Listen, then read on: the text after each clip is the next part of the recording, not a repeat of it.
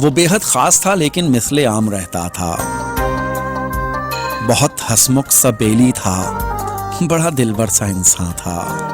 میری ہر بات سے واقف، میرے حالات سے واقف، میری ہر بات کو سنتا تسلی اور توجہ سے،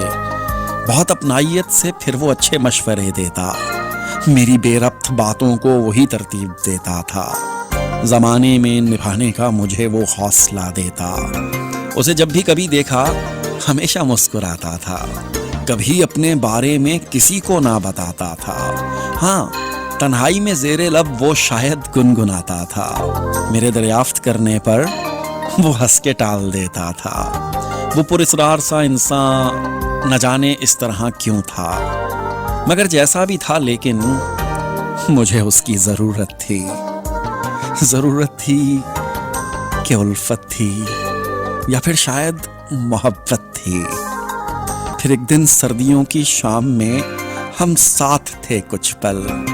وہ آنکھیں موند کر چادر لیے تکیے پہ سر رکھ کر مجھے سن کر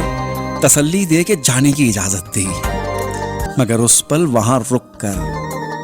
میرا دل تھا اسے دیکھوں، میرا دل تھا اسے کہہ دوں، میرے جذبوں سے ناواقف، میری سوچوں سے بہراور، میری چاہت سے ناواقف، اے میرے مہرباں محسن، مجھے تم سے محبت ہے۔